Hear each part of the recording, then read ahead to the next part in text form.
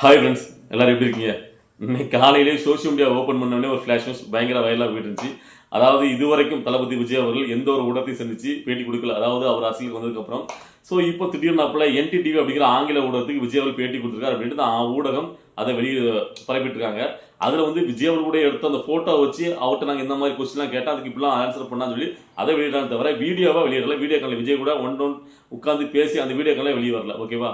So அதில் தான் பார்த்தீங்கன்னா விஜயவல்ட்ட இந்த கொஸ்டினை கேட்டோம் அப்படின்ட்டு அவர் சொன்ன ஆன்சரில் சில விஷயங்கள் நமக்கு எரிச்சலை ஏற்படுத்துச்சு. அதை பற்றி தான் இன்னைக்கு நான் முழுவதுமாக அதில் பேசணும்னு நினைக்கிறேன். அதுக்கு முன்னாடி நேற்று நம்ம வீடியோவில் சொல்லியிருந்தோம். அதாவது விஜய் அவர்கள் ரம்ஜானுக்கு முக்கியத்துவம் கொடுத்தார், கிறிஸ்மஸ் கொண்டாடுறார், ஆனால் பொங்கலுக்கே முக்கியத்துவம் கொடுத்து கொண்டாடல, அதையும் கொண்டாடிக்கலாம்ல. ஸோ அவர் வந்து இப்போ மற்ற எல்லாத்துக்கும் முக்கியத்துவம் கொடுக்குறது, இதை ஏன் முக்கியத்துவமாக கருதலை? இதே இடத்துல கிறிஸ்மஸ் ரம்ஜான் அந்த விழா வந்திருந்தா அவர் கடந்து போயிருப்பாரா கொண்டாடாமல் அப்படிங்கிற என்னுடைய வருத்தத்தை நான் பதிவு பண்ணியிருந்தேன். அதில் சில பேர் ஆமாண்ணா அதை கொண்டாடிக்கணும் தமிழர் பண்டிகை அப்படின்னு சொல்லியிருந்தீங்க. இதில் சில பேர் இன்னும் பார்த்தீங்கன்னா அதாவது நாம் என்ன சொல்கிறோங்கிறதே புரிஞ்சிக்காம விஜய் அவர்களுக்கு வந்து நம்ம முட்டா கொடுக்கணும், அவர் பண்ணுறது எல்லாமே சரி அப்படிங்கிற தரப்பில் உட்காந்து பேசக்கூடிய அவங்களாம் வந்து பார்த்தீங்கன்னா உங்களுக்கு என்ன தெரியும், இதுக்கு முன்னாடி 2024 அவர் பொங்கல் கொண்டாடிருக்காரு அப்படிங்கிறாரு. இன்னொருத்தவங்க வந்து பார்த்தீங்கன்னா இதுக்கு முன்னாடி அதிகமாக பொங்கல் கொண்டாடின நடிகரே விஜய் அவர் தான், அவரை பற்றி தெரியாமல் நீங்கள் பேசுகிறீங்க, அதெல்லாம் தெரிஞ்சுட்டு வாங்க அப்படி அப்படின்னு. அதெல்லாம் பார்க்கும்போது நம்மளுக்கு சிரிப்பு தான் வருது. முதல்ல அவங்களுக்கு ஒரு சில விளக்கத்தை கொடுக்கணும்னு நினைக்கிறேன். அதாவது அவர் ஒரு நடிகராக இருக்கும்போது ஒரு பொங்கலை கொண்டாடுறது ஒரு பெரிய விஷயம் கிடையாது. ஏன்னு கேட்டிங்கன்னா அவர் நடிகராக இருக்கும்போது தான் அவர் வந்து பார்த்தீங்கன்னா அந்த பொங்கலுக்கு படத்தை ரிலீஸ் பண்ணிட்டாங்க, தீபாவளி பொங்கலுக்கு அதெல்லாம். ஸோ அந்த டைமில் பார்த்தீங்கன்னா அவர் போயிட்டு ஒரு ஃபங்க்ஷன் மாதிரி கொண்டாடுவாங்க. ஸோ இப்போ அவர் அரசியல்வாதியாக மாறிட்டார். அதாவது அவர் நடிகராக இருக்கும்போது எங்கேயுமே போயிட்டு ஒரு ரம்ஜானுக்கு போயிட்டு ஃபுல்லாலாம் அணிஞ்சிட்டு போய் ரம்ஜான் விழாவில் போயிட்டு சிறப்பிச்சுட்டு அவர் வரல. கிறிஸ்மஸ் சமத்துவ கிறிஸ்மஸ் விழா அப்படின்னு அவர் கொண்டாடல. அது ரெண்டுமே பார்த்தீங்கன்னா அரசியல் கட்சி ஆரம்பிச்சதுக்கு அப்புறம், அரசியல் கட்சி சார்பாக அவர் வந்து அரசுக்கு வந்ததுக்கு அப்புறம் இந்த மக்களுக்கு நம்ம முக்கியத்துவம் கொடுக்கணும்னு நினைச்சு அந்த விழாவை அவர் கட்சி சார்பு நடத்தினது. நல்லா புரிஞ்சுக்கணும். ஸோ அப்படி ஒரு விழாவை ஏன் பொங்கலுக்கு அவங்க கட்சியின் சார்பாக நடத்தல, தமிழை வச்சுக்கலன்னு சார்பாக ஒரு பொங்கல் விழா சமத்துவ பொங்கல் அப்படி ஏன் அவங்க கொண்டாடல? அதுதான் என்னுடைய கொஸ்டின். நல்லா புரிஞ்சுக்கணும்.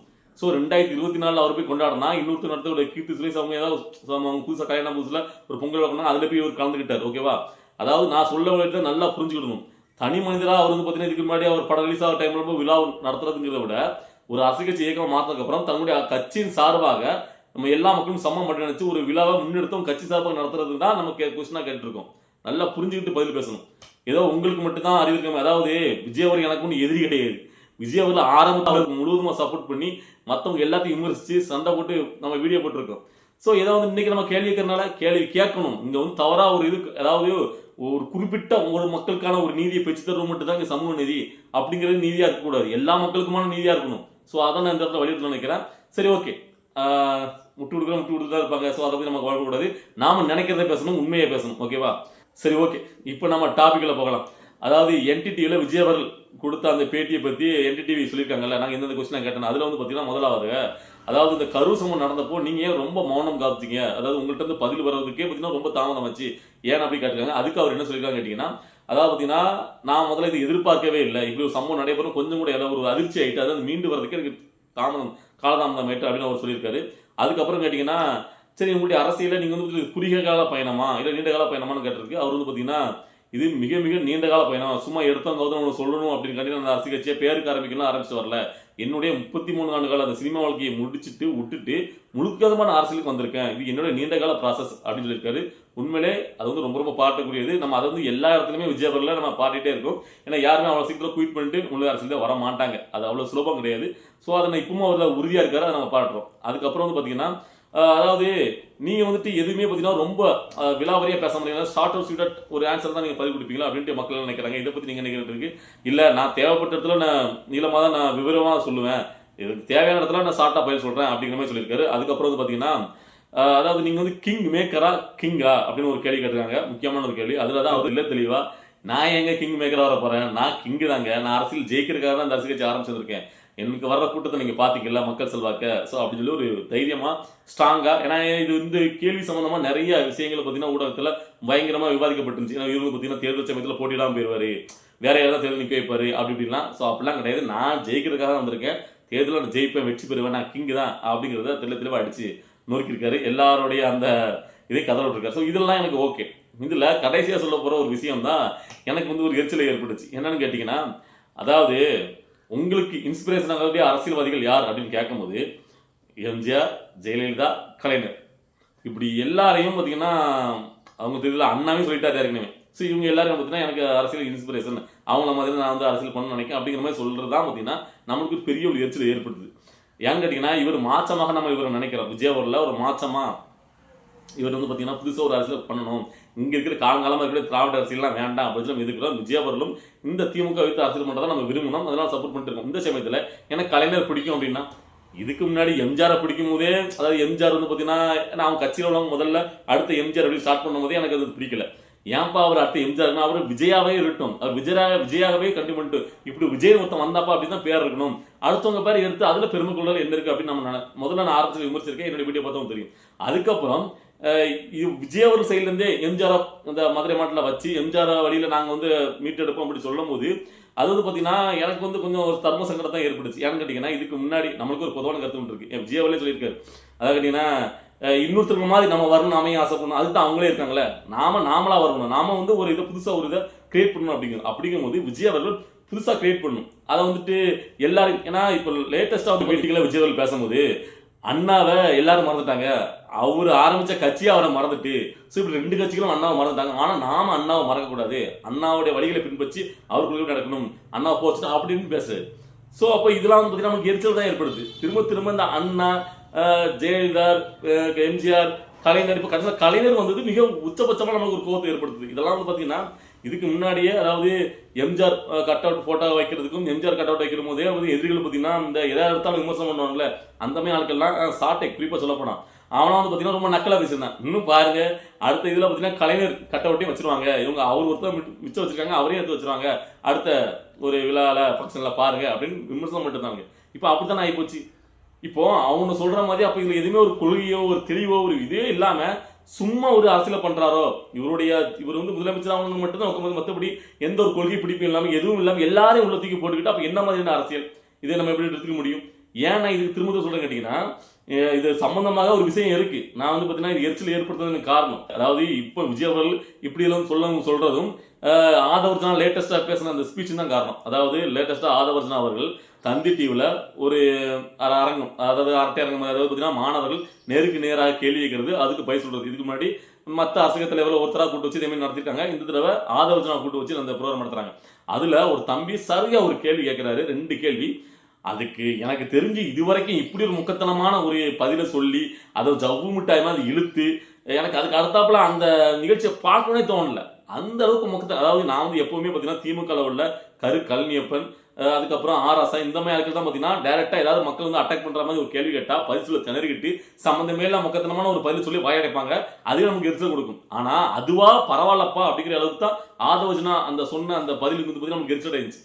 என்ன அந்த பையன் கேட்டா தம்பி வந்து பார்த்தீங்கன்னா ஒன்றும் இல்லைங்க, அதாவது மாநில அரசுல நீங்க வந்து வாரிசு அரசியல் நம்ம எதிர்க்கோம்ல, மன்னராட்சி முறைமே வரும்னு சொல்லி நம்ம எதிர்த்து நிற்கோம்ல.